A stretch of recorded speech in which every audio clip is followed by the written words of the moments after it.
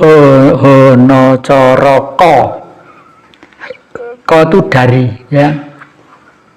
Dari sana akan kembali ke sana lagi gitu.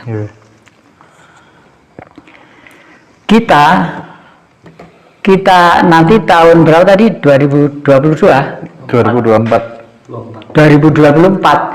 itu kita adalah tak ubahnya orang yang masih tidur dan baru bangun, dan di angkasa ada tameng yang melindungi bangsa ini dengan kekuatan energi 3. Energi 3 itu energi Siwa, energi Wisnu, dan energi Brahma. Dan pada waktu inilah Indonesia, dulu disebut Majapahit, berkuasa 341 tahun, dipimpin oleh Tribuana Tunggadewi. Dan nanti itu beliau akan lahir kembali untuk memimpin kita. Mudah-mudahan ya nak. Amin.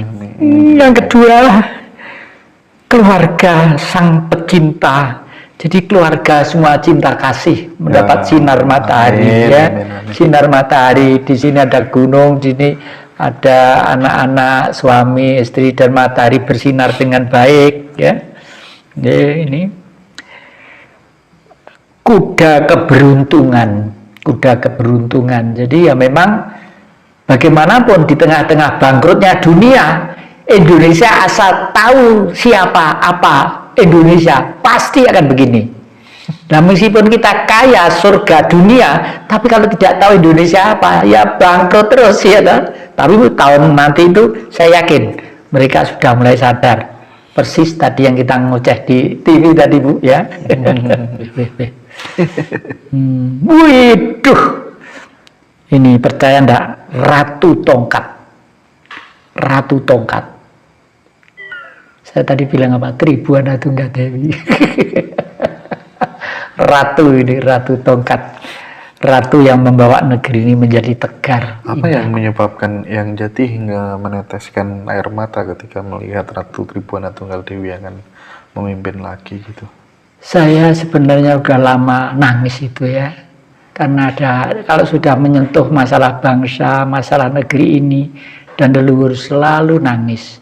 Karena saya sudah lama mendambakan kapan bangsa ini kembali hidup tentram, damai, sejuk hatinya.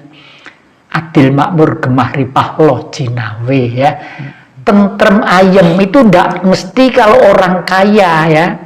Orang kaya malah justru gelisah banyak sekarang ini, ya. Tetapi rakyat tentrem ayem itu nggak nyeker duit nggak apa-apa, tapi merasa terlindungi, ya. Kalau sekarang tuh hidup pulsa, dikejar-kejar pulsa, ya. Negara mataharinya 24 jam, anginnya laut, ya. Itu energi listrik, angin energi listrik, matahari. Lo gak sampai pulsa PLN musim ujian apa dipedonti kelawes. Salam. Dan mudah-mudahan lah kartu yang dibuka ini betul-betul kenyataan, ya. Kalau menurut dialektika politik, tese, antitese, sintese. Tesenya keadaannya yang disampaikan oleh adik-adik, banyak pengangguran, banyak PHK, banyak macam-macam. Antitesenya apa? Perlawanan, sudah mulai mencari akal, mencari cara untuk supaya hidup yang bahagia. Sintesenya apa? Sintesenya adalah hasil penderitaan lewat segala macam itu bagaimanapun itu ciptaan Sang Maha, ya. Dan ini manusia aja yang aneh. ini kan lucu gitu, kalau menurut saya lucu. Gitu. Oke. Dari pandangan spiritual yang atau terserah nanti mau dibuka kartu atau apa, banyak orang bilang bahwa setelah ini bumi akan gonjang-ganjing, entah banjir, entah bencana. Itu kira-kira akan terjadi nggak? Kelihatannya mesti terjadi. Saya pakai istilah mesti karena apa? Kota-kota besar di pinggir pantai itu dalam kondisi yang rawan, ya. Ini ahli biologi sudah memprediksi bahwa bumi itu kan terdiri dari lempengan gitu, ya. Ini kelihatannya akan ada gerakan, entah itu gerak begini, entah bergerak begini, entah begini atau begini, pasti ada dampak. Nah, ini lebih konyol lagi. Kalau laut misalnya, laut ombak gede, segera bisa ngungsi ke tempat yang tinggi. Tapi kalau di daratan, bagaimana? Ya, di daratan misalnya drek ini atau gerg ini, kapan bisa memprediksi? Oleh karena itu caranya tidak ada jalan lain. Tiap hari harus sumarah menyerahkan diri kepada guru sejati. Ya, guru sejati akan tumbuh kalau kita hormat terhadap leluhur kita, terutama ibu bapak kita, meskipun sudah meninggal, sering-seringlah datang ya dengan penuh cinta kasih ya. Dan begini caranya berdoa kepada beliau yang sudah meninggal. Ya, kalau Islam misalnya, ya Allah Tuhan kami, atas perkenanmu perkenankanlah hamba mengantarkan kembali jasmaninya ibu, bapak, atau saudara, atau adik, atau mbah, atau buyut kembali kepada sang peminjam, yaitu tanah, air, api, udara, sehingga roh suci akan kembali ke istanamu, yaitu di matahari. Istana roh suci itu matahari. Ayo Mas Yes, kita mendoakan patriot-patriot sejati yang waktu itu meninggal belum sempat didoakan. Loh, masih apa ada toh Mbah? Siapa bilang tidak ada? Tidak diakui. Bukan tidak diakui, memang tidak terabaikan lah, tidak sampai diurus lah ya. Kalau di makam pahlawan jelas, tiap tahun dia berkontribusi buat bangsa. Tapi tidak ada ini. Misalnya pada waktu Kuda Tuli ya. Kuda Tuli itu kan banyak yang meninggal itu. Betul. Didoakan namanya siapa juga tidak pernah gitu ya. Belum peristiwa tahun-tahun sebelumnya dan sebagainya. Ya, yang percaya boleh, enggak ya enggak apa-apa ya. Ini bukan ajaran. Pengalaman saya. Yang paling terakhir sendiri begini ya.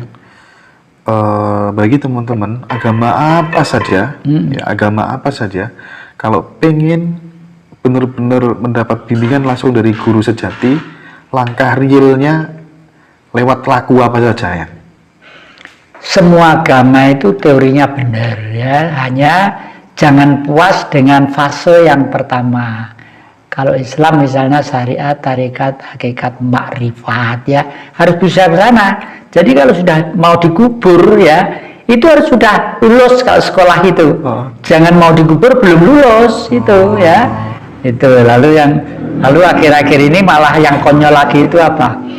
Ada anak-anak SD di suatu daerah atau di desa atau di mana SMP atau mana itu loh, di suatu desa semua itu pakai pakaian pocong, pakai putih-putih, pakai pocong, pakai ahli neraka sambil nyanyi-nyanyi ahli neraka. Itu kan nggak boleh seperti itu tuh ya. Itu tidak mendidik kepada anak-anak kita, menakut-nakuti, tidak seperti itu ya. Tidak seperti itu lah. Oleh karena itu ajaran budi pekerti itu mutlak harus mulai diadakan gitu. Berarti salah satu langkah supaya kemudian kita bisa terbimbing oleh guru sejati itu tetap harus berkata benar, berperilaku benar, angan-angan benar, pikiran benar, tutur kata benar, pribadi benar, bergaul benar. Nah, bergaul benar itu kalau Islam ya biminallah biminanas kepada Sang Maha Kuasa ya pasrah dan sujud, tepatnya kepada manusia juga ini. Oke, yang sebelum kita pamit supaya teman-teman selamat dari seleksi alam yang besar, andekan memang ada. Kalau nggak ada ya alhamdulillah, tambah baik.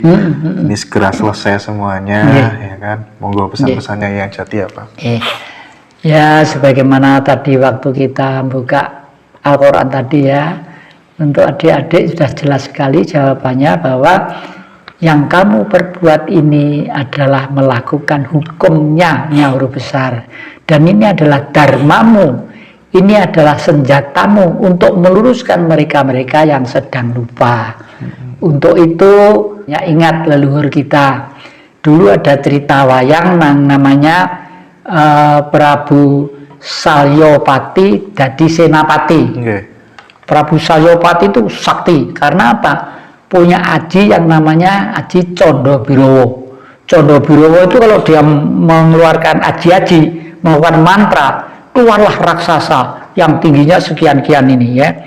Raksasa yang kecil-kecil Jumlahnya banyak raksasa itu, kecil-kecil gitu, kira-kira segini ya. Kalau dibunuh satu menjadi dua, bunuh dua menjadi empat, bunuh empat menjadi delapan, terus menerus. Semua Bratasena yang gagah kalah, Arjuna yang ahli panah kalah, semua kalah, Gatotkaca kalah, ini kalah. Kalahnya dengan siapa? Dengan Puntadewa. Kenapa dengan Puntadewa kok kalah? Karena Puntadewa itu orangnya jujur, orangnya lugu, orangnya suci ya, suci lugu itu kan kembali ke pribadi, kembali ke teori leher kita. Lawannya adalah orang yang tulus, ikhlas, sabar, tawakal. Karena pada waktu Condobiro raksasa kecil disuruh, ayo tuh matiin, itu bunuh Puntadewa gitu. Terus Krishna pinter, Krishna Yayi Puntadewa, apa anu Kakang Krishna, kamu pura-pura mati aja. Loh, bagaimana mati kok pura-pura? Biar itu si Condobiro itu takutnya sama orang jujur gitu loh ya. Dia pura-pura mati gitu. Lalu datang, kamu siapa gitu. Loh, ini apa? Kayak Puntadewa, katanya Puntadewa itu bentuknya gini-gini. Loh, lah orang mati kok suruh bunuh, nggak mau saya. Kembali gitu. Akhirnya yang nyuruh gitu, Puntadewa yang mati itu bunuhan, tetap bunuhan mati itu. Terus akhirnya sama Krishna, Yayi udah bangun lagi, hidup gitu. Lalu hidup. Kamu siapa? Saya Puntadewa. Loh, kamu mati? Oh mati kok bisa ngomong? Saya tuh hidup. Oh saya ditipu sama juragan saya, kembali lagi gitu. Lama-lama saking jengkelnya dia makan juragannya sendiri.